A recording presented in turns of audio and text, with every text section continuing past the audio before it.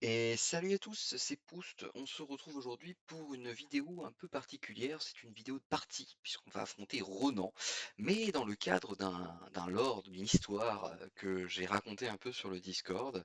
Je me suis récemment lancé le défi de choisir un héros aléatoirement et une affinité aléatoirement. Donc vous l'avez vu, je suis tombé sur Gamora et le commandement, et de tenter de faire toutes les campagnes de Marvel Champion sans m'arrêter avec les dégâts persistants, en expert, mais en conservant les gains acquis au fur et à mesure de la campagne, pour faire un peu une histoire, un peu comme un jeu de rôle si vous voulez, où on a une feuille de personnage qui évolue au fil du temps et qui devient de plus en plus forte. Évidemment, la question de passer en héroïque m'a été posée, je me la suis posée moi-même. Le souci, et ce sera peut-être envisagé par la suite, hein, mais le souci étant que dès la deuxième campagne, on affronte sans doute ce qui est le plus compliqué dans le jeu, surtout en campagne. Oui, parce que Ronan est difficile et Nebula sont difficiles, mais ils sont extrêmement plus compliqués, et c'est peu, pas rien de le dire, en mode campagne. Donc, surtout en expert, avec les manigances annexes qui sont très dures. Donc, et je suis pas sûr que le gain que nous a apporté Crâne Rouge soit suffisant pour faire une vraie différence. Mais peut-être que si Ronan se passe correctement, on passera en héroïque pour la suite, pour nous donner un petit peu de challenge et un petit peu de difficulté. Donc je vais commencer par vous présenter brièvement le deck, hein, rapidement. Je vous préviens, c'est un deck assez opti, hein, puisque encore une fois, je pense que le défi, même en expert, reste assez relevé. Donc j'ai voulu quand même me donner un peu de chance d'y arriver. Et voilà. Le problème, rapidement, de Gamora, vous le savez tous, c'est qu'elle n'a pas ou peu de setup. Alors, le fait de conserver ce qu'on va gagner au cours de la campagne me donne du setup, de facto, hein. Rien que pour dire qu'avec la campagne du Crâne Rouge, j'ai récupéré un +1 de contre permanent. Bon, vous voyez déjà où je veux en venir. Néanmoins, si on veut réussir une Gamora en expert notamment et avoir un peu de sustain sur des méchants assez costauds, il faut lui rajouter du setup.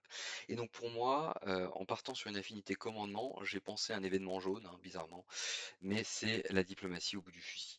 La diplomatie du bout du fusil qui pour moi a deux intérêts énormes à Gamora. D'une part, c'est une attaque et un contre, donc ça va trigger toutes les réponses de Gamora en même temps, ce qui peut être mine de rien assez fort. Bah, ça veut dire que diplomatie au bout du fusil fait plus un de contre et plus un d'attaque quand il s'active, c'est quand même pas rien. Mais en plus, diplomatie au bout du fusil est l'exemple même de l'archétype de setup, puisque ça nécessite de mettre en place des alliés, mettre en place des traits pour que ça fonctionne. Et c'est typiquement ce que Gamora n'a pas dans son deck. Donc c'est typiquement le genre de choses qu'on peut rajouter à Gamora. La grosse faiblesse de cet archétype dans Gamora, ça va être notre capacité à prendre des dégâts. Donc il va falloir gérer un petit peu avec la défense, avec nos alliés, de temps en temps les sacrifier. Il va falloir être un peu costaud. N'empêche que si cet archétype fonctionne, enfin si ce deck fonctionne, c'est très très solide. En témoigne mon parcours jusque-là, où qui s'est quand même assez facilement passé. Donc je présente brièvement. Donc j'ai choisi donc de jouer diplomatie au bout du fusil, mais donc j'ai le droit qu'aux alliés X-Men bleus. Donc on est parti sur Cyclope, sur Gambit, sur Kid Omega, sur le Bec. Bon, ça c'est des grands classiques. Pas besoin de vous les expliquer. Le Fauve, pareil, un grand classique, ça met du tempo. C'est pas de grande découverte ici, hein. J'ai pas fait des calls un peu particuliers, parce qu'encore une fois, il faut optimiser. Nebula, hein, qui est une pièce centrale, même si elle n'est pas X-Men, parce qu'elle va me permettre de me défendre déjà, et d'aller chercher les diplomaties au bout du fusil, mine de rien c'est fort. Et trois alliés un peu plus discutables. Bon, mon professeur X c'est pas discutable, il est jamais discutable dans aucun deck. Quand vous êtes optimisé, il faut le faire, mais là c'est peut-être questionnable, on va dire, parce que dans diplomatie au bout du fusil, professeur X ayant zéro sustain, c'est un peu étrange de l'avoir. N'empêche que quand professeur X est sur la table et que vous jouez diplomatie au bout du fusil, bah, vous êtes 100% win, c'est quand même assez fort. Et puis le reste du temps, il va vous aider, il va vous permettre de passer un alter ego. Vous allez le voir, Gamora, qui a déjà grand besoin de passer régulièrement en alter ego, a encore plus besoin dans mon deck de le faire. Donc le professeur X c'est une pièce centrale. Pixie, Heu, peu discutable ici, puisque c'est un allié qui va vous permettre d'aller chercher vos X-Men de façon assez régulière, donc ça va être assez fort. Le Phénix par contre c'est un allié plus rare, mais qui fonctionne très bien dans diplomatie au bout du fusil, parce que si vous avez joué une diplomatie au bout du fusil au moment où vous rentrez le Phénix, vous pouvez redresser l'allié que vous avez incliné pour la diplomatie au bout du fusil, et en lui soignant un point de vie qu'il n'a pas perdu avec la diplomatie au bout du fusil, donc c'est vraiment une activation gratuite. Vous gagnez une activation de cet allié, ça peut être très intéressant et très efficace.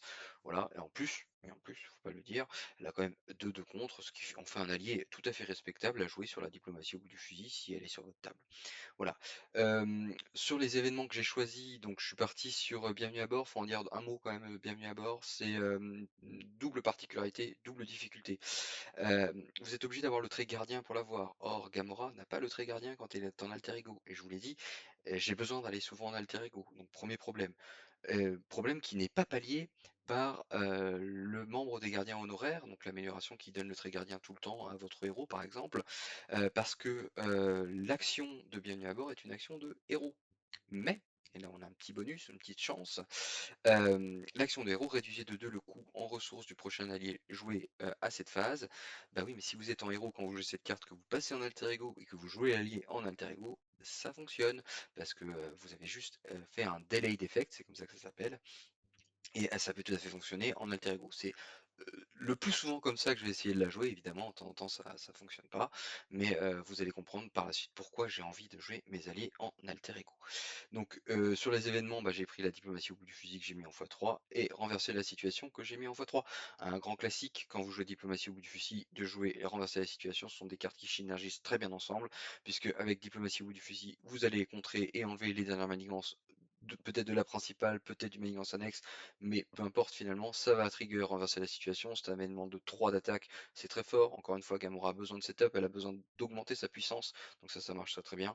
Et en plus, bah, si jamais vous l'avez joué en dehors de diplomatie au bout du fusil, bah, vous avez quand même le trigger de contre. Donc renverser la situation quand ça fonctionne avec Gamora, c'est un de contre et 3 d'attaque. C'est quand même très très fort. Appeler des renforts, bon ça pas besoin de les présenter, les 3 doubles. L'entraînement dans la salle des dangers, indispensable ici, puisque vous allez augmenter de 1 le contre et de 1 les PV, donc c'est des activations supplémentaires, c'est plus de dégâts avec la diplomatie au but du fusil. De toute façon, c'est l'amélioration la plus forte. C'est aussi pour ça que Gamora est un très très bon personnage à jouer en diplomatie au bout du fusil, parce qu'elle a accès à cette carte sans jouer forcément l'affinité jaune. Et donc, du coup, elle peut jouer cette amélioration qui est plus forte hein, que l'amélioration jaune X-Men, puisque l'amélioration jaune X-Men, certes, elle augmente de 2 les PV, mais elle n'augmente que de 1 le contre. Donc finalement, pour diplomatie au bout du fusil, ça revient au même. Et là, si vous êtes en dehors d'un tour de diplomatie au bout du fusil, vous avez plus en attaque sur vos alliés, c'est quand même très très fort. On en vient avec les 2 cartes centrales du deck. Alors, centrale, non. Celle-là, elle est centrale, celle-là, elle est moins. Mais par contre, elle nécessite quelques explications. La première, l'enfant de l'atome, elle est centrale. Il y en a 2 exemplaires, ce qui montre qu'on est vraiment sur un deck optimisé et pas sur un deck, de combo, puisque sinon j'en aurais mis évidemment qu'un seul exemplaire. Sauf que l'enfant de l'atome il doit être posé sur la table au troisième tour maximum, sinon, c'est vous êtes vraiment en difficulté. Donc on en a mis 2 pour vraiment, l'avoir. On peut même alors peut-être pas Hard Mulligan pour l'avoir, mais surtout quand ça tombe dans votre main, faut le jouer. Faut le jouer le plus vite possible pour pouvoir vous mettre dans les meilleures dispositions et pour pouvoir commencer à jouer vos diplomaties, au bout du fusil très, très tôt dans la partie. Je vous rappelle ce que ça fait pour ceux qui l'ont oublié. Les enfants de l'atome donnent le trait X-Men, X-Factor et X-Force à tous vos alliés X-Men, X-Factor ou X-Force, qui permet de trigger la diplomatie au bout du fusil sans vous soucier vraiment des traits de vos alliés X-Men. C'est quand même très très fort. J'en ai mis 2 exemplaires, j'aurais peut-être même pu en mettre 3, mais là c'est le Johnny qui parle, voilà, je peux pas mettre 3 cartes que je pourrais poser qu'en un seul exemplaire quand je joue tout seul. Voilà, vous m'avez compris. Ensuite, c'est la dernière carte dont on va parler et celle que je vais expliquer un petit peu, c'est la salle des dangers. Alors c'est très important de bien lire correctement cette carte. C'est une réponse d'alter ego. Après qu'un ailier X-Men est entré en jeu, inclinez la salle des dangers, flèche, cherchez une amélioration entraînement dans votre deck ou votre pile de défausse et attachez-la à cet allié. Point. Et on arrête de lire à ce moment-là. Donc l'entraînement, hein, évidemment, je ne l'ai pas dit, mais cette amélioration est un entraînement, donc on est très content. Heu, la salle des dangers, c'est, une carte qui fonctionne peu importe votre trait, contrairement à ce que laisse entendre la phrase qui suit. Parce que justement, la phrase qui suit est une phrase qui suit et n'est pas une condition de coup.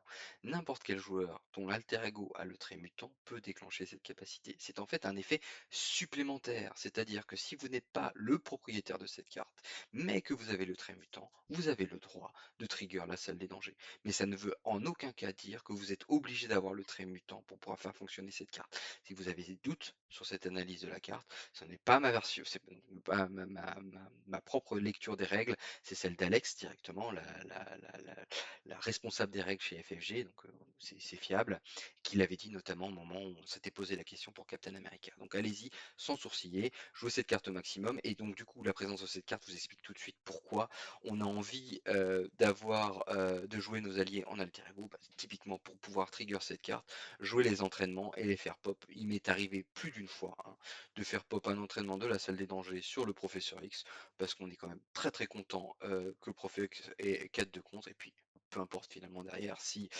il doit mourir, de toute façon ça mettra des entraînements dans la défausse et on sera très content pour ça. Voilà, j'en ai fini avec la présentation globale du deck, et bah si vous le souhaitez, on va passer à la partie. Et donc avant de commencer la partie, j'ai choisi de vous faire un petit résumé de la campagne jusque-là, un peu en mode progression jeu de rôle. Donc Gamora elle a commencé sa partie contre Crossbones. Alors j'avoue que c'était ouais, une semaine maintenant, j'ai un peu oublié, ça n'a pas été très compliqué. Je me souviens toutefois que j'avais révélé absolument toutes les armes expérimentales du jeu, donc ça veut dire qu'elles m'ont suivi jusqu'au crâne rouge, ça c'était un peu pénible. Mais j'ai obtenu, grâce à ma victoire, la carte scanner tactique. Alors là, vous me direz si vous êtes d'accord avec mon interprétation selon mes propres règles, donc vous serez forcément d'accord, on est bien d'accord. Donc c'est défausser cette carte, retirer-la du registre de campagne, piocher 5 cartes. Donc selon moi, si j'utilise cette carte, elle va dans ma défausse et je peux donc la rejouer au cours de ma partie. En revanche, quand je devrais démarrer l'étape suivante de n'importe quelle campagne, n'étant plus inscrite au registre de campagne, je n'ai plus le droit de l'intégrer dans mon deck. Ça, c'est comme ça que ça fonctionne dans le crâne rouge, ça je le sais. Dans mes règles à moi, je considère, puisqu'il n'y a plus de référence au registre de campagne là où j'en suis, je considère que si je l'utilise, bah pareil, je peux l'utiliser pour tout le reste de la partie, puisque la carte est défaussée et vaut 0. Grand intérêt à le faire d'ailleurs. Mais par contre, après, vu qu'elle est retirée du registre de campagne, je n'aurai plus le droit de l'utiliser jusqu'à la fin de mon défi. Donc j'ai pris cette carte parce que pour moi c'est la plus forte, hein. Je sais pas si vous vous rappelez, il y avait contré à 5, fait 5 dégâts, et il y avait pioché 5 cartes. Bon, je vous laisse imaginer laquelle est la plus intéressante. C'est celle-là, je ne l'ai pas utilisée de la campagne, je ne l'ai pas utilisée jusqu'à Nebula, donc Nebula non plus. Donc je l'ai préservée, je vous avoue, pour Ronan, et je pense là y faire droit. Ce sera donc ma seule et unique utilisation, puisque après la carte sera retirée. Est arrivé ensuite ma partie contre l'homme absorbant qui s'est pas extrêmement bien passée, contrairement à la facilité déconcertante de ce méchant. Je dis qu'elle s'est pas bien passée parce que j'ai pris mon temps, pensant essayer de faire en essayant de faire le plateau propre, et je me suis mangé 6 jetons retard. 6 jetons retard, c'est pas terrible pour le crâne rouge, je l'avais oublié. Mais bon, ça m'a pas fait perdre pour autant. N'empêche que voilà, c'est un peu particulier. D'ailleurs, c'est marrant, c'est un effet secondaire qui n'intervient qu'à la dernière partie, donc on a le temps de l'oublier, hein, mais voilà, n'oubliez pas l'homme absorbant, faut le tuer le plus vite possible parce que sinon vous prenez de la menace. En récompense, j'ai choisi l'amélioration de contre basique. Ça, c'est typiquement une vision d'envergure, enfin de grande envergure.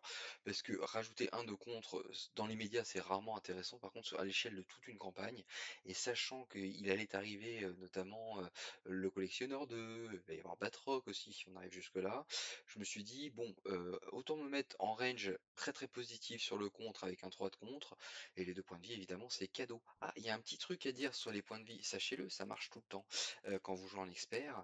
Quand vous gagnez grâce à des améliorations permanentes, comme c'est le cas ici, mais ça arrive très souvent dans les campagnes, quand vous gagnez des points de vie, et ben sachez que quand vous jouez en expert, vous êtes en dégâts permanents. Donc, mettons Gamora, elle démarre à 10 PV, vous posez cette carte parce que c'est une carte permanente, vous passez directement à 12. À la fin de la campagne, enfin à la fin de la partie, pardon, quand vous devez répertorier vos dégâts, cette carte est toujours sur la table. Donc les 2 points bonus, ils sont toujours présents. Mettons que vous êtes à 10 PV, parce que vous en avez perdu 2 au cours de la partie, vous notez dans le registre campagne 10 PV.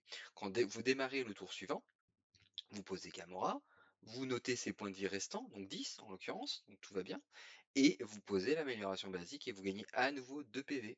Ça marche aussi si vous êtes par exemple à 8 PV à la fin de la partie, vous posez Gamora, vous gagnez 2 PV.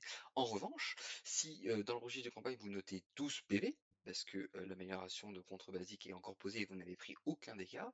Au moment où vous démarrez la partie suivante, l'amélioration de contre basique n'est pas présente, vous ne pouvez pas avoir 12 PV, c'est interdit, puisque Gamora est à 10 PV, donc vous repassez à 10, vous posez l'amélioration, vous repassez à 12. C'est un moyen assez efficace de vous soigner de 2 sans avoir à prendre les effets négatifs. C'est un trick assez très connu, hein, que les joueurs en expert font très souvent, mais voilà, ici c'est présent. Taskmaster, alors je suis très déçu de mon Taskmaster parce que, ça allait très vite. Bon, bah, c'est comme ça, hein, de temps en temps, il y a des parties, qui vont bien. Je crois que j'ai attendu 2 tours supplémentaires pour avoir la chance de pouvoir libérer un allié. Donc, en plus j'ai pas eu le meilleur, donc je suis un peu déçu. Mais bon, j'en ai eu au moins un, donc le Moon Knight sera présent dans la partie tout le temps. Il intègre mon équipe jusqu'à la fin de la partie. Le gros problème que j'ai avec, Gamora, qui s'est un peu amélioré, vous verrez avec le marché des Gardiens de la Galaxie, c'est que je n'ai pas de ressources libres ou très très peu dans mon deck, donc le trigger fonctionne pas très bien.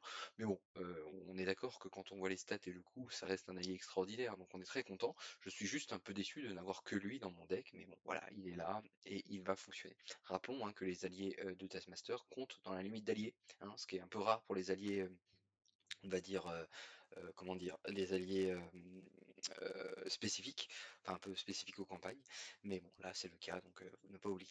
Ensuite est arrivée ma partie, contre Zola qui s'est, assez bien déroulée. Oui, les dégâts indirects de Gamora, sont une super réponse face à un Zola qui vous envoie des ripostes, donc c'est assez facile à gérer et donc du coup, j'ai pu retourner, cette carte. Donc maintenant, je n'ai plus l'amélioration de contre basique, mais l'amélioration de contre avancée. Donc j'ai 2 jours de points de vie, toujours plus 1 de contre. Mais maintenant j'ai une réponse. Après que j'ai déjoué ma manigance annexe, j'incline cette carte et je pioche une carte. C'est presque aussi bien qu'un enquêteur chevronné. L'enquêteur chevronné ne vous demande pas à ce que ce soit vous qui déjouiez la manigance annexe, mais n'empêche que ça reste quand même très agréable à prendre dans son jeu. Donc c'est vraiment très fort. Et avec ça, j'ai affronté donc le crâne rouge de manière assez facile, ça s'est très bien passé, surtout avec le plus 1 de contre, j'avais un peu anticipé, hein, d'une certaine façon, mais quand vous êtes en solo, le plus 1 de contre face au crâne rouge, c'est très très fort, parce que les manigances annexes, généralement, elles ne font qu'un tour, et ça avance très très vite. J'ai donc ensuite affronté Badoun. Badoun, ça a été assez facile, étrangement, enfin étrangement non, c'est pas un méchant très très dur. Mais par contre, j'avais oublié ce petit détail un petit peu problématique. Plus vous réussissez d'exploits dans la campagne des Gardiens de la Galaxie, plus vous êtes puni. Donc je m'en suis rappelé heureusement par la suite parce que du coup j'ai fait attention. Mais moi j'avais vidé tout le plateau avec Badoun, donc je m'avais récupéré un maximum de points victoire et je m'étais pris plein d'événements, chose que je vais payer par la suite évidemment. Mais du coup je m'étais pris l'échange d'idées. Pourquoi l'échange d'idées? Parce que c'est un contre qui vaut 0. Nommer la carte du dessus du deck, si cette carte correspond au type nommé, retirez 3 menaces de la manière principale, point. Placez la carte regardée sur ou sous votre deck, ensuite piochez une carte. Donc cette carte, quoi qu'il arrive, c'est un mini mulligan, même si vous vous trompez. Et pour Nebula, pour Gamora, pardon, c'est en plus un dégât de 1 si jamais vous n'avez pas fait de contre, parce que c'est une carte qui a le trait contre. Donc vous nommez la carte, vous vous trompez, euh, la carte vous pouvez toujours la placer dessus ou dessous, et vous pouvez la piocher si vous avez décidé de la laisser dessus, ou si elle ne vous intéresse pas, vous pouvez piocher une carte. C'est vraiment 100% gratuit. Mais on rajoutera qu'avec Gamora, quand elle est en alter ego, elle peut regarder la carte du dessus de son deck et éventuellement la piocher si c'est un événement. Mais si c'est pas un événement, bah, la carte reste au-dessus de son deck et donc on la connaît. Donc il y a un cas de figure assez régulier où vous allez pouvoir faire fonctionner échange d'idées. Donc c'est vraiment un match assez intéressant.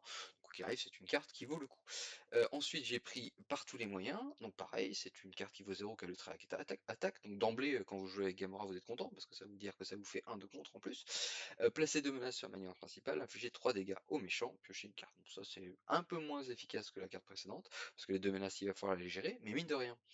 Placer 2 menaces sur la manière principale, infliger 3 dégâts au méchant, piocher une carte. Pour Gamora, c'est placer une menace sur la manière principale et infliger 3 dégâts, puisque cette carte d'emblée va retirer une menace. Alors, évidemment, il y a des cas de figure où c'est pas fréquent, mais vous imaginez bien que c'est assez efficace dans Gamora. Ensuite, j'ai pris la seule carte qui m'a coûté cher, combattre sur leur terrain, regarder les 2 cartes du dessus du deck rencontre, défausser n'importe quel nombre de ces cartes, ensuite placer le reste sur et ou sous le deck rencontre dans n'importe quel ordre. En fait, c'est vraiment une sonde absolue. Je vous avoue que si cette carte valait 0 et qu'il n'y avait pas pioché une carte, je l'aurais prise. C'est vraiment très très fort pour envisager la suite. Mais là, c'est une carte gratuite. Parce que une fois que vous avez fait votre petite tambouille, que vous êtes organisé votre tour, alors c'est que 2 cartes, mais en solo c'est très très fort, parce que en solo c'est et la carte boost et la carte rencontre, donc ça marche très très bien. Et bah en plus vous piochez une carte, donc vraiment 100% free, 100% gratuite. Donc voilà, c'est les cartes que j'ai pris après Badoon. Ensuite j'ai affronté le collectionneur. Alors là, le collectionneur ça a été l'horreur. L'horreur absolue et pas à cause de la collection, hein, comme quoi, hein, il faut pas oublier qu'il a aussi 4 de maniance quand il est en P3 et j'ai vraiment eu très, très chaud, en prenant un boost à 4. Alors il y a pas de boost à 4 dans la campagne, mais j'avais révélé En Chasse, hein, le tracker Badoon, qui vous fait révéler 2 cartes boost et donc au final ça me faisait un boost à 4. Je crois qu'il avait la jaquette en plus qui augmentait de 1 le boost de chacune carte révélée. J'ai fait, c'est simple, le seuil, il y a qu'un seul seuil, hein, quand vous jouez collectionneur 1, c'est à 10. Je crois que j'ai fait 8 en un tour. Et avec le plus 1 de départ, j'étais à 9 sur 10. J'aurais tout à fait pu perdre si j'avais tiré autre chose qu'un 1 sur une carte boost. Donc vraiment, ça a été très très dur. Mais bon, je suis passé et ric-rac. Donc du coup, j'ai gardé ma collection. Dans le sens où j'ai fait en sorte de garder mes cartes signature. J'ai laissé des méchants dedans, mais du coup j'ai pas récupéré beaucoup de points de victoire, donc j'ai rien acheté. Je suis arrivé à un collectionneur 2, alors là c'est super simple, le collectionneur 2 pour le coup, c'est marrant parce que ça faisait longtemps que je l'avais pas fait et j'avais oublié qu'il était quand même assez facile, hein, globalement. Donc vraiment ça a été sans problème. Mais là aussi j'ai pas eu suffisamment de points de victoire pour acheter ce que je voulais. En tout cas j'avais des objectifs qui ont changé depuis, mais voilà. J'ai affronté Nebula. Alors Nebula, alors attendez, avant, sur le collectionneur 2, vous savez, les manigances annexes d'artefacts, quand vous démarrez la partie et que vous avez oublié que la campagne va vous punir, vous avez tendance à vouloir déjouer les manigances annexes parce qu'elles rapportent quelque chose, elles sont intéressantes. Bah non, faites surtout pas ça, parce que ça vous rajoute des jetons fuite, ça rajoute des choses à Nebula, c'est juste une catastrophe. Donc là, j'avais fait bien gaffe d'en déjouer aucune. Et surtout, j'ai arrêté à partir de Badoon de tuer le tracker. Alors, j'ai eu de la chance, le tracker n'est pas réapparu à chaque fois, mais quand il est réapparu, je l'ai laissé de côté. Parce qu'à chaque fois que vous tuez le tracker, et ben, vous faites avancer le seuil, et donc il rajoute une carte qui est extrêmement pénible dans le jeu. Donc voilà, je sais passer avec Nebula, j'ai fini à 0 jetons de fuite, mais ça c'est que comme ça qu'il faut jouer Nebula. Il faut vraiment mettre ses jetons de fuite à 0 pour vraiment pouvoir gérer la manigance. Du coup, ça m'a offert quelque chose et là pareil, j'ai un peu triché, mais bon, je connais la campagne, en tout cas je m'en suis rappelé à ce moment-là. J'ai évidemment laissé la pierre à Nebula pour que, Ronan ne révèle pas, une autre manigance supplémentaire en début de partie. Parce qu'il faut savoir que si, j'ai réussi à piquer la pierre, ce qui devrait, mériter récompense, on est bien d'accord? Bah, vous êtes puni face à Ronan, donc là j'ai bien fait attention. Ça m'a coûté 2 tours, 1 tour en plus et surtout pas mal de PV. Parce que je démarre la partie, je crois, à 5 PV là contre Ronan, donc ça va être un peu complexe. Alors 5 plus 2, hein, si vous avez fait les calculs, puisque je récupère 2 PV. Mais au moins, j'ai pas la pierre, et donc du coup, ça me permet et à Ronan de pas s'activer plus fort contre moi, et éventuellement de pas avoir la maniance supplémentaire.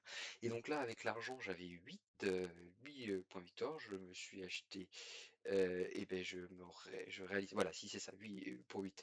Éviter de justesse, donc je les ai pas encore testés, mais là pareil, c'est une carte 100% gratuite, donc pourquoi se priver? Quand une carte boost est retournée face visible, annuler sa capacité de boost et toutes les icônes de boost, donc c'est super fort, hein, t'annules complètement l'activation supplémentaire, enfin la carte de boost du méchant, et piocher une carte. Parce que même si c'était pas piocher une carte, ce serait fort. Mais là, c'est juste gratuit, donc il n'y a pas de raison de pas mettre ça dans son deck. C'est juste, voilà, tu joues ça, tu switches et puis tu récupères. C'est vraiment très très fort. La carte à 5 que j'ai pris, donc qui va être du coup la meilleure carte du marché que j'ai acheté, Heu, c'est, sauvegarde, donner à un maximum de 2 personnages amis la carte des tâtonnages chacun, piocher une carte. Ça, c'est parce que, Gamora n'a pas beaucoup de moyens, de se défendre et là, on affronte Ronan, donc je sais que Ronan peut avoir perçant, n'empêche que, bon, il faut quand même trouver, des solutions et le tenace, c'est bien. Ne pas oublier, hein, que l'avantage de mettre 2 personnages, perçants, tenaces, pardon, si Ronan a déferlement plus perçant et que j'ai mis un tenace sur un allié, et un tenace sur moi que j'ai incliné l'allié pour défendre, il y a déferlement, il y a perçant, donc tout passe à travers de l'allié et ça m'arrive dans la tête, sauf que les dégâts déferlants ne sont plus perçants. Mais oui, il y a que les attaques qui peuvent être perçantes, donc les dégâts déferlants vont se manger mon tenace. C'est très cher pour perdre 2 tenaces, n'empêche que ça m'a préservé un tour, et encore une fois, cette carte est 100% gratuite, donc vraiment, on va pas se priver. Donc voilà, je vais lancer la partie contre Ronan, et puis on va voir ce que ça donne. Force et courage, comme on dit.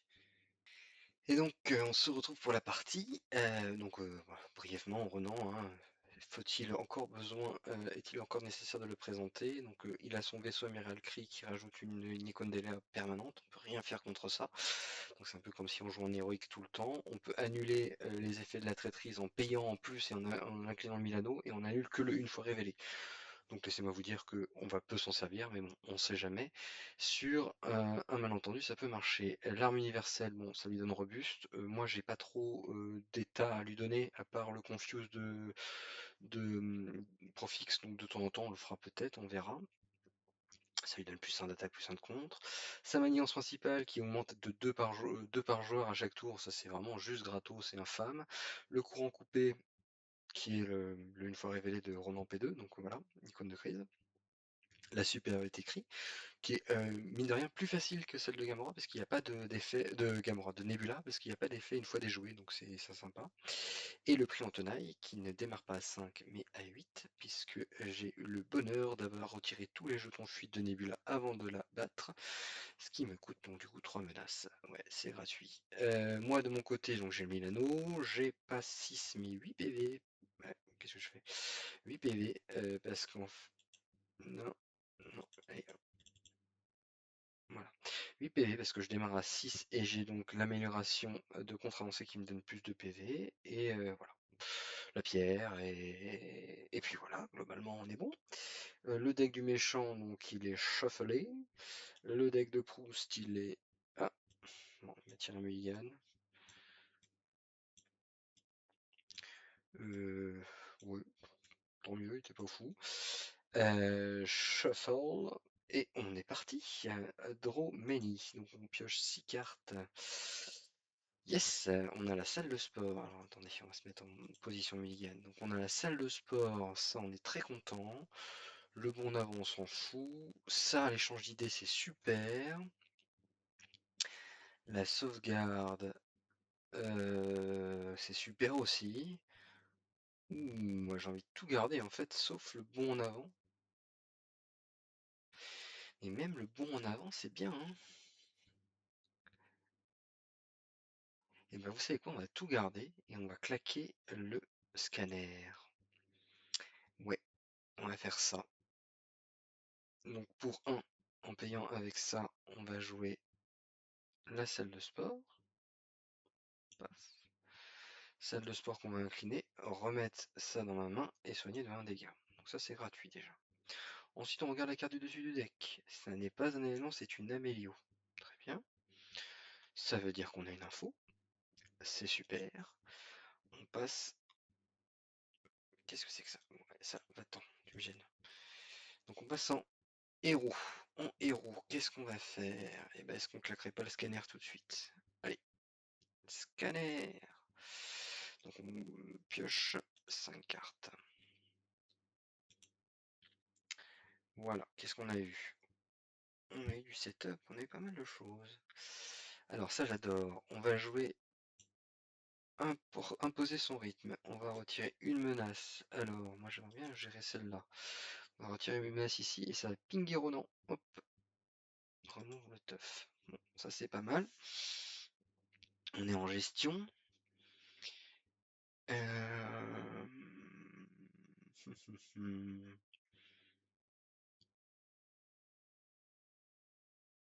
Donc là on n'a plus l'info, on est d'accord. Là j'ai un contrat 4.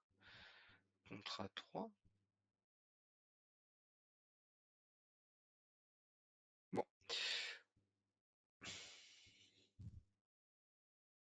C'est un peu cher payé, ce que je m'apprête à faire.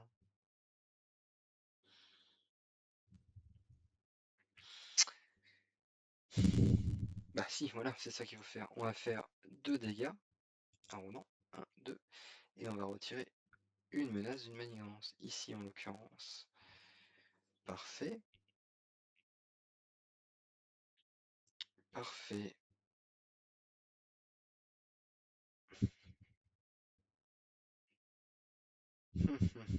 On a un contre à 5. Putain, on n'est pas du tout dans la bonne range. On a fait un peu nawak. Ah bah si. Si, si, si. On va jouer pour 2. Le Kid Omega.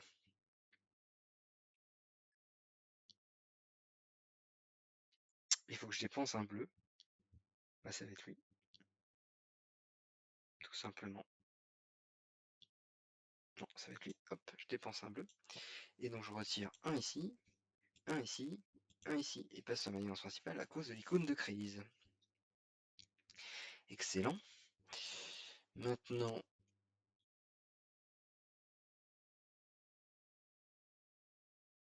on va jouer ça tout de suite. Hop, hop, hop, hop. Lui, il va contrer, hop, prendre un dégât et virer le truc cri. Parfait. Et on va jouer sauvegarde. Donc sauvegarde, donner un maximum de 2 personnages amis une carte d'état tenace. Donc lui, il prend un tenace. À teuf, je prends un tenace. À teuf. Et bien sûr, c'est gratuit parce que je pioche une carte. Bon. Parfait.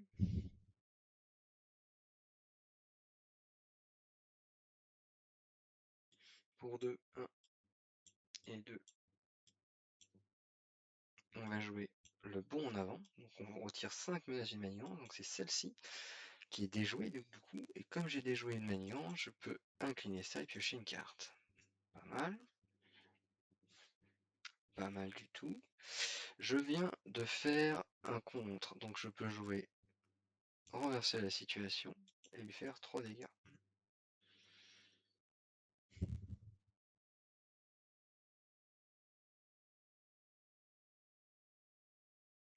Ouais, je suis pas dingue. Je peux pas faire le Milano ici. Ah si, non, oui, mais du coup ça m'intéresse pas.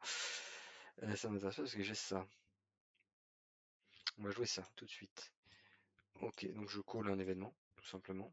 C'est pas un événement. Et bah c'est parfait. C'est parfait parce qu'on va le piocher. Ça m'intéresse. Ça m'intéresse. Ça m'intéresse. Je vais m'incliner contré à 4 sur la manigance annexe supériorité crit qui tombe à 6. Parfait. Et pour 1 et 1, on va mettre ça sur Kid Omega. Voilà, c'est toujours ça le prix. Et on incline le Milano et on met la manigance principale à 0. Alors écoutez, certes, on avait beaucoup, parce qu'on a pioché 11 cartes, hein, mine de rien, faut pas se leurrer. N'empêche que le plateau, il est assez propre là. Voilà, le méchant démarre. Donc le méchant démarre, il fait plus 3. 1, 2, 3. Il vient vers moi, il m'attaque à 4 avec 2 cartes boost. Donc laissez-moi vous dire que la pierre, elle est plus pour moi. Une carte boost, donc plus 4, donc il est à 8. Donner au méchant une carte de boost supplémentaire, donc il est 8, 9, 10. 11, 12, 13. Et on est content parce qu'on a un fanatisme qui est parti. Donc 13 dans mon tenace. Remove le teuf. En revanche, la pierre, elle décolle. Et oui. Très bien. Une carte. 2 cartes. Je sais pas pourquoi il se met en rouge là à côté. 3 cartes. Très bien. Donc le méchant révèle sa première coup rapide. Donc je prends un dégât. C'est supportable. Un dégât. C'est supportable. Incliné de Miano. C'est supportable. Pour le moment, on s'en tire bien. En fort, donner une carte d'état tenace à Ronan. Très bien. Héros. Ronan, l'accusateur vous attaque avec plus 1 d'attaque. Écoute, c'est qui d'Oméga qui va attaquer, qui va défendre? J'ai quoi là? Je vais même pas regarder ce que j'avais. Ouais, c'est bien comme ça. Kid Omega qui va prendre l'attaque, donc il m'attaque avec une seule carte de boost, donc il m'attaque à 5, plus 4. Il m'attaque à 9. Donc le tenace, il est plus que mort. Parfait, et bien la phase continue. C'est mon tour. Alors, est-ce qu'on n'irait pas se prendre? Je peux jouer ça qu'une fois par phase, mais un max par round, voilà, c'est ça. Je me disais bien aussi. Là, j'ai 3 de contre. Ah, ah, c'est pas mal. Pas mal du tout.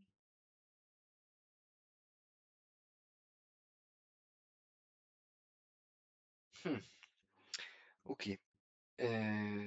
Ok. Donc on va jouer ça plus Pixie. On fait entrer profit. Hop, hop, hop, hop, hop, hop, hop. Tant pour moi. On défausse la carte du méchant. On la défausse pas, on la mélange dans le deck rencontre. Shuffle. On prend 2 dégâts. 1, 2 et une carte rencontre. Super.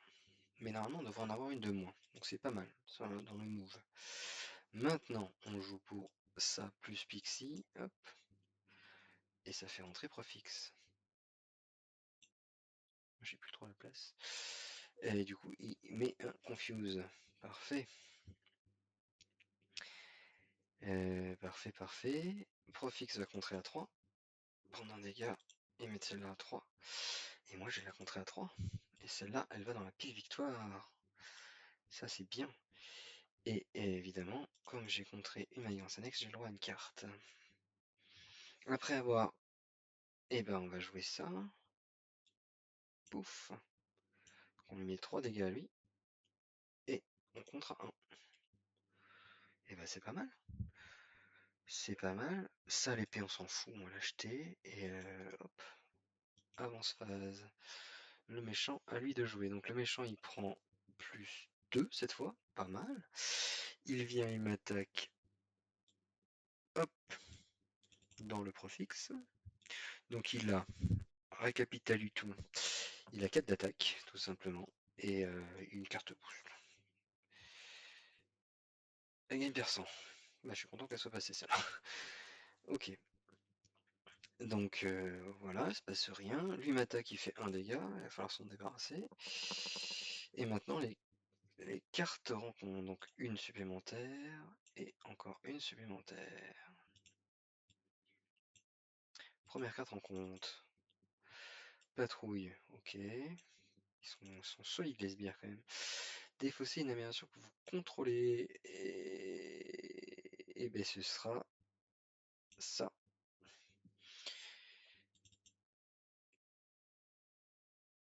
Il n'y a pas de manigance annexe, alors ça.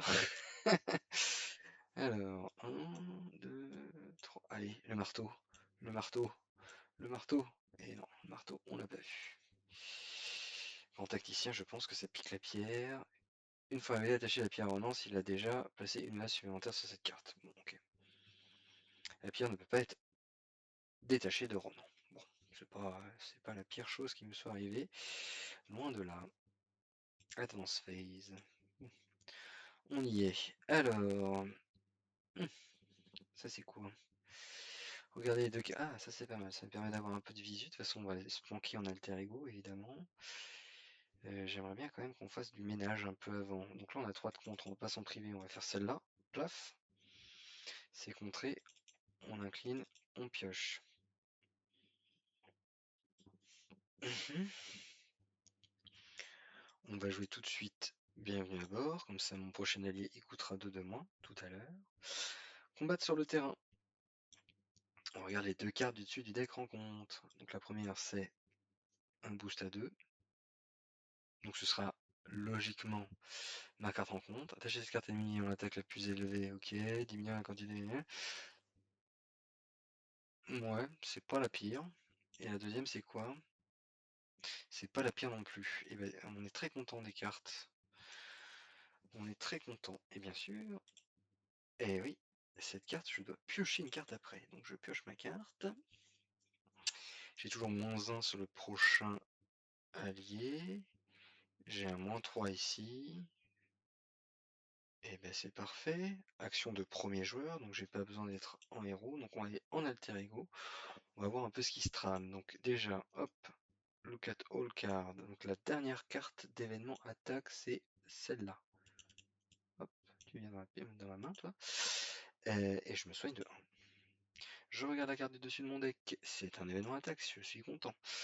Donc ça c'est bien. On va payer pour 2, 1 et 2 la salle des dangers. On va payer pour 1 cyclope qui incline immédiatement la salle des dangers. Et hop là, qui c'est qui récupère le joli? C'est Cyclope. C'est hop hop hop, Sandback, voilà. Et donc Cyclope, il se retrouve avec 1+1 d'attaque, 1+1 de contre. J'ai pas choisi quelle allait être ma victime.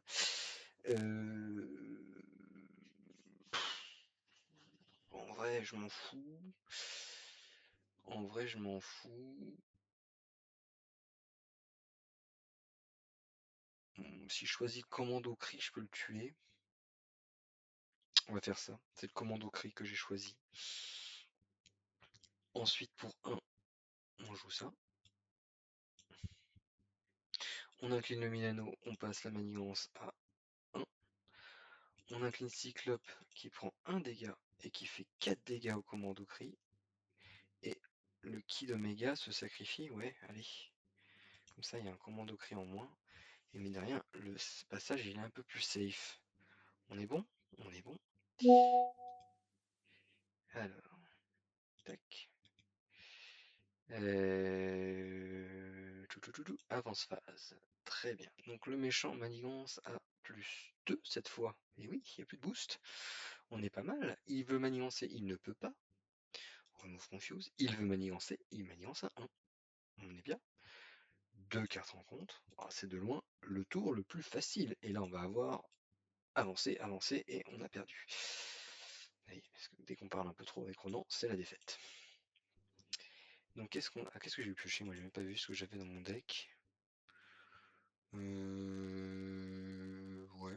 pas grand chose, hein. J'ai rien à jouer. Bref, allez, on y va. Ah oui, donc on savait évidemment. Il est.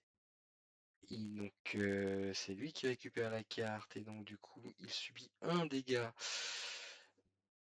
pour chaque attaque de moins. Donc c'est les attaques, hein, donc mes pings ça ne compte pas. Donc on est très content. Très content. Bon, par contre sur les dégâts ça peut jouer. Et là donc incliné Milano. Et en vrai, on a fait un tour en contrôle, ce qui est quand même extrêmement précieux quand on joue contre nous. Ok, alors on regarde la carte du dessus de mon deck. C'est pas un événement, je ne la pioche pas. J'incline la salle de sport, je me soigne de 1 dégât. Et je vais chercher en bas. Qu'est-ce que j'ai? Ce sera lui. C'est quoi? C'est le contre ou l'attaque? C'est l'attaque. Parfait, c'est pile le bon range en plus. On passe en héros. Oui, on passe en héros, oui. Et la salle des dangers elle peut plus s'activer. Zut, bon, je fais n'importe quoi, tant pis, de toute façon, il est bientôt mort lui. On va jouer un mouvement acrobatique, donc ça va faire 2 dégâts sur lui, et ça va enlever un ping ici. Parfait. On va retirer une menace sur la manigance principale, paf, et ça fait un ping ici, qui n'est pas diminué du coup. On est content? On est content. Alors, 3 ressources du même type dans le bâtard. J'avais pas vu. Bah ouais, on va le faire. Allez, on paye. Paf. 1, 2, 3, 4. 3. Donc ça, c'est défaussé. Puisqu'on n'a pas grand chose à faire d'autre. Et on va taper à 7.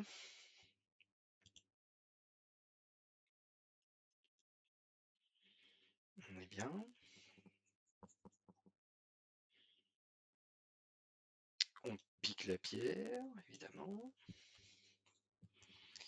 Du coup, on tape à 4. Et du coup, on va tuer Ronan.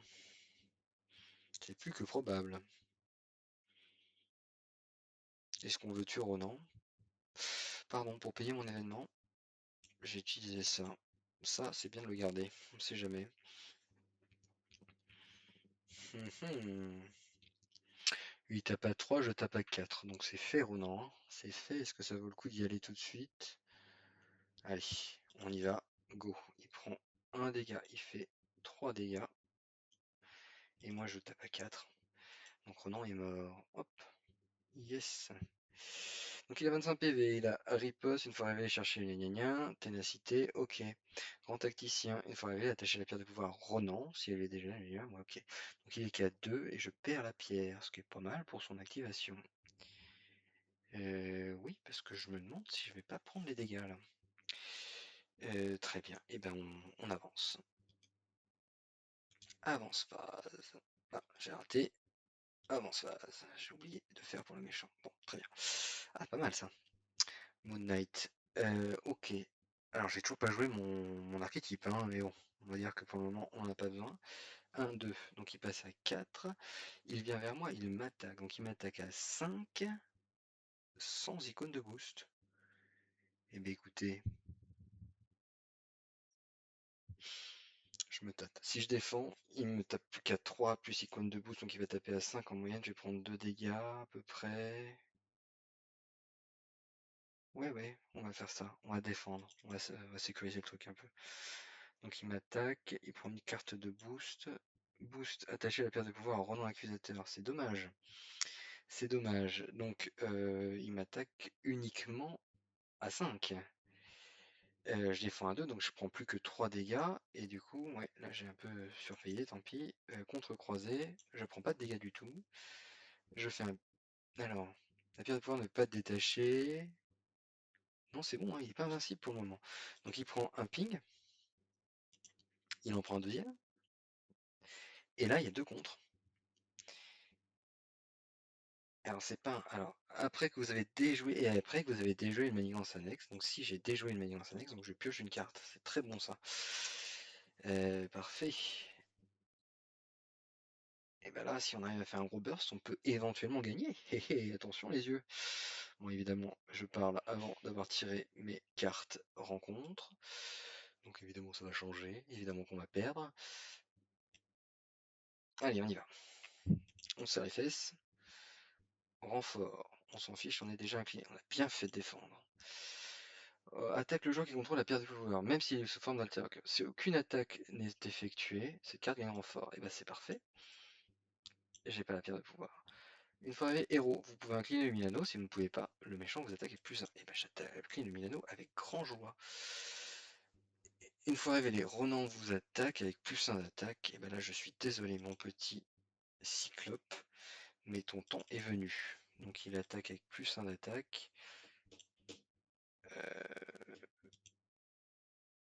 Ouais, je peux pas encaisser. Il tape à 5, plus 6, 7, 8, 9. Allez, ciao mon pote. Tu m'as bien servi. Et ben c'est fini. Alors là, il faudrait que j'arrive à faire 24 dégâts. On y croit? Bof. Surtout que je suis incliné. Néanmoins, il me reste un tour, un passage en alter ego, hein, puisque j'ai encore un. Oui, je suis pas si mal, hein. Je suis pas si mal. Ok. Ok. Et ben justement, on va y aller en alter ego tout de suite. Justement, on va regarder la carte du dessus, c'est une attaque, yes. On incline ça, on soigne de 1 et on va chercher la carte All Card, la carte événement, c'est celle-là. Très bien, donc là j'ai pas mal de thunes, j'ai toujours malheureusement pas eu la carte que je voulais, mais c'est pas grave. On va jouer pour 1, 2 et 3, on va jouer Gambit. Donc Gambit, il va regarder les 3 cartes du dessus des decks. Donc la première c'est celle-là, 1, 2. La deuxième c'est celle-là, 1, 0. La troisième c'est celle-là, 1, 0. Donc ça veut dire qu'il va manigancer à 0 et renfort derrière. C'est très bien. Très bien. Donc sandback. Et ça se met ici. Parfait. Ça du coup. Non, alors la première. La première, c'est là, c'est voilà, comme ça. D'ailleurs, dans l'autre sens, ça aurait été pénible. Oui, ça aurait pu valoir le coup que je la prenne rien que pour éviter de me prendre une avancée. La salle des dangers s'incline, et vous l'avez vu, j'ai payé avec un truc comme ça, donc je sais qu'il y en a un. C'est magnifique. Hop, on met bien, voilà, send back. Donc là, on se retrouve avec un gambit qui a 3-3. C'est pas dégueu. C'est pas dégueu du tout. Ensuite, est-ce qu'on n'attend pas? De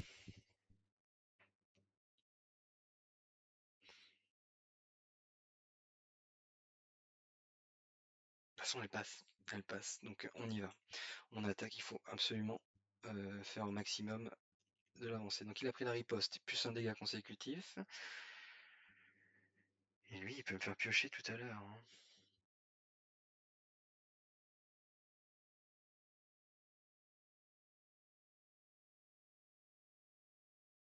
Hum, Parce que l'idée, il faut calculer mon coût. Là, j'ai un gunboat diplomatie. Ah, mais j'ai pas, non. Donc j'ai pas la carte qu'il faut. Donc ça sert à rien de garder Phoenix. Ouais.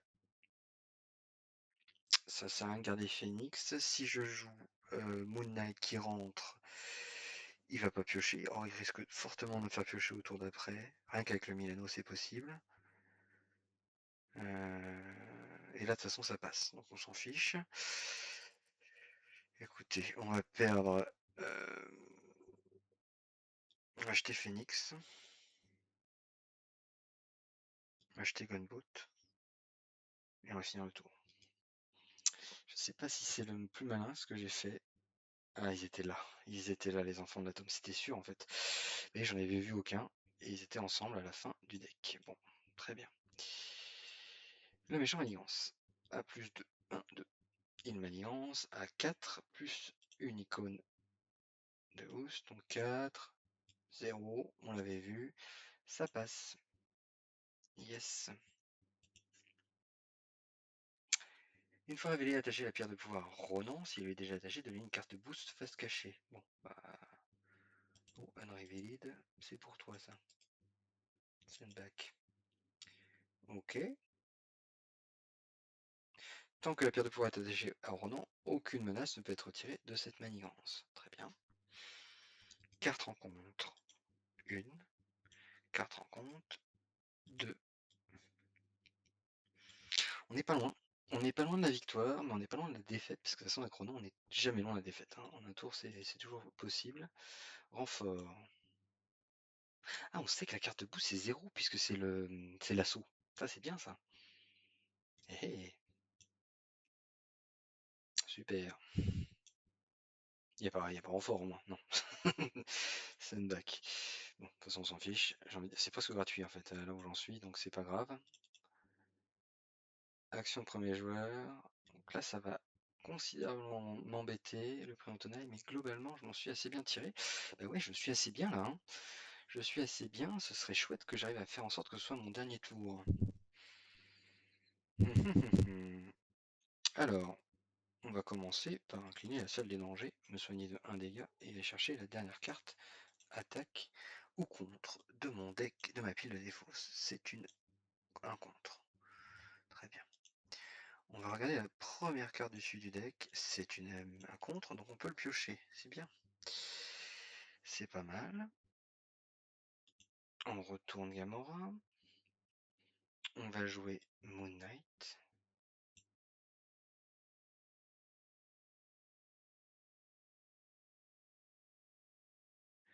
Il faut tous les dégâts possibles.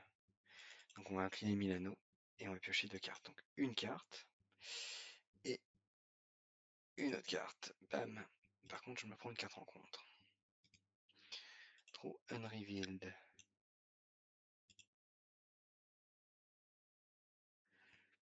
Ok.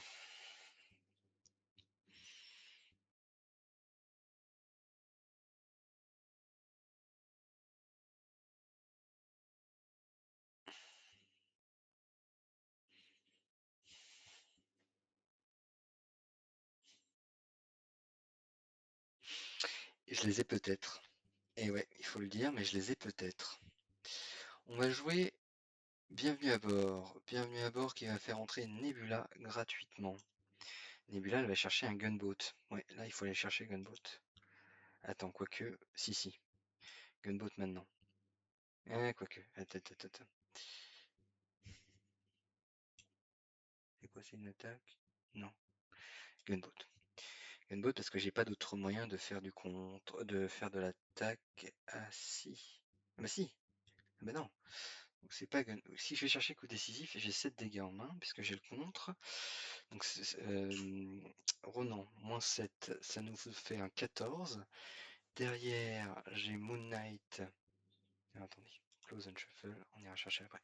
Derrière, j'ai Moon Knight, Nebula et lui qui vont taper à. Alors attendez, 7 plus 4, ça fait 11, plus 3, ça fait 14. 14. Il me reste 7 dégâts à faire. J'en ai 2, 3. Il me reste 4 dégâts à faire. 4 dégâts à faire avec le compte, j'en fais 3. Hmm. Eh ben c'est bon, je les ai. Je les ai. Et ouais, Ronan est mort. Et donc en effet, c'est pas... Putain, j'aurais pas joué du tout du coup. Tant pis, vous aurez pas vu l'archétype en jeu. Mais là, je suis à un dégât près, donc je peux pas me permettre de ne pas le faire. Donc on va chercher le coup décisif. Close and shuffle. Donc normalement, selon mes calculs, je suis bon. Je suis bon pour le faire. Donc on va d'abord commencer par faire un contre à 1. Paf. Donc ça le ping à 1. Pic. Donc on a fait le contre de la partie. Maintenant on peut faire un coup décisif. Donc ça lui fait 7 dégâts. Il passe à 13. Il met une riposte. 8. Mais je récupère la pierre.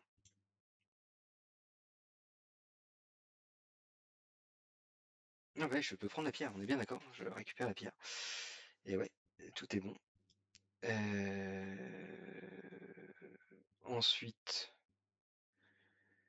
il tape à 3. Et il est mort. Il tape à 2. Il prend 2 dégâts consécutifs. Elle tape à 2. Et elle est morte.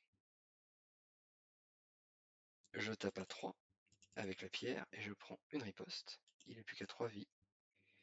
Et là je joue magistralement par tous les moyens. Je mets 2 menaces sur la manigance principale. Je fais 3 dégâts et je pioche une carte. Et c'est gagné. Et j'ai 7 PV. Mine de rien, pour démarrer la campagne suivante, on n'est pas infâme. Donc voilà, bah, j'espère que ça vous a plu. Je suis désolé, je parle un peu dans ma barre parce que je suis un peu focus, concentré. Bon, c'était pas facile. Clairement, le tour 1 avec le scanner nous a vraiment aidé, je pense. Parce que ça nous a pris. On a en fait. Portino aime bien parler d'endettement. Là, c'est Ronan qui s'est un peu endetté sur nous au tout début. Et il a eu du mal à nous rattraper. On a vraiment nettoyé le plateau rapidement. Et du coup, bah, derrière, ça nous fait gagner. Voilà, j'espère que j'ai pas fait de misplay. Pourquoi pas quelque chose qui entraîne une, euh, une remise en question de la victoire. De toute façon, vous remarquerez que derrière, j'avais encore du dégât, hein, puisque j'avais éventuellement Cyclope qui rentrait et qui faisait un.